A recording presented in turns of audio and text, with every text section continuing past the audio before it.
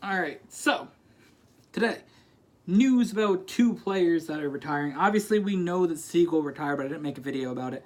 I don't know, he retired a couple weeks ago, but for some reason I didn't make a video about that. So, yeah, so he retired from Overwatch League.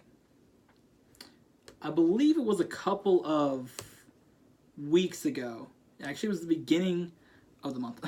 August 7th, he retired, and we're making a video about it now. So, he was obviously on the Dallas Fuel, and he tweeted out saying, "I'm no longer a professional Overwatch player, turning full-time to streaming starting today."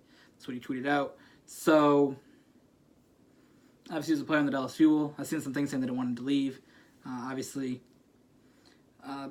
he's a decent player, but I guess he wanted to go back to streaming. I think that's the thing for a lot of these players. He said on his stream, said he'd been a professional gamer, caused him to develop both physical and mental health issues. That's crazy. So he's back to streaming full time. So I think a lot of the players that are streamers and they're really good, maybe they don't want to be esports players, especially I think in countries that aren't Korea.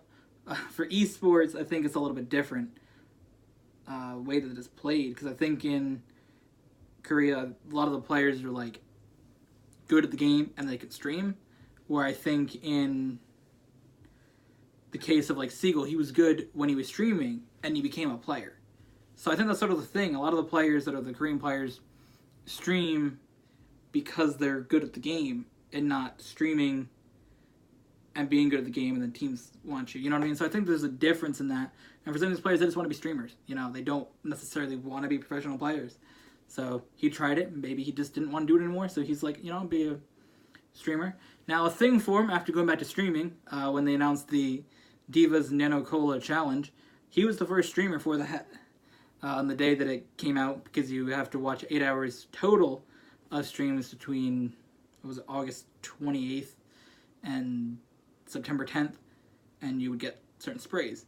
So he was the first one. He got 100,000 views on stream, and I think Jeff Kaplan said congratulations to him on the Overwatch thing, the comments. But yeah, let's see what it says. It says right here he peaked at a certain thing. That was October 29th. Yeah, I think he peaked at 100-something thousand. Peaked around 100,000 views. He got more than 7,000 new subscribers and 60,000 followers. Now, I did watch the stream. I didn't follow. I don't really care. But yeah. So, the other player that's retiring, this did just get announced on Twitter yesterday. I didn't see it for some reason. But Gambler is retiring from Seoul Dynasty, which is a little bit disappointing, I will admit. I know I liked when they added him in, competing in stage 2 through 4. I think he was a really good player. For Seoul Dynasty, he was a really good healer. He was one of the best Mercy players in the game. So I think this is pretty cool when he was on the team. He was actually on Luxury Watch Blue, which was New York Excelsior before they were New York Excelsior. So that was the thing. But they tweeted out saying Gamble will be retiring as active player of Seoul Dynasty, became a professional streamer within Gen G Esports, which is the owners of Seoul Dynasty. And it says, "We thank him for being with us during the 2018 Overwatch League season, and we wish him luck in his career as a streamer." So he's streaming for them. So he sort of came in and took the spot for Toby, who really wasn't that good in the league. He was sort of struggling. So we'll see if Seoul Dynasty gets a player.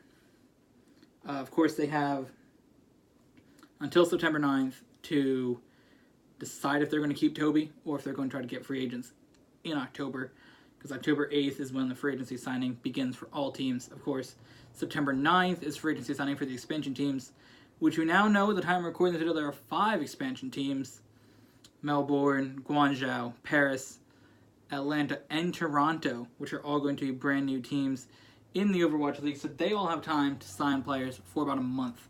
So it'll be interesting to see who they play. And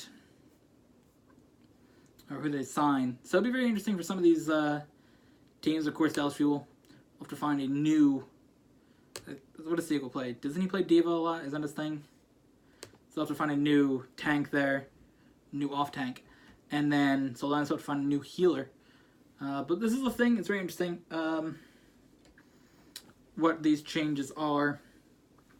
Another change, apparently this is just little news. Boston Uprising releases 3 players, but I don't think they were really players that were impactful. The picture, of course, has like Striker and Gamsu in the picture because those are good players. But who would they get rid of? Kelios, Snow, and Avast.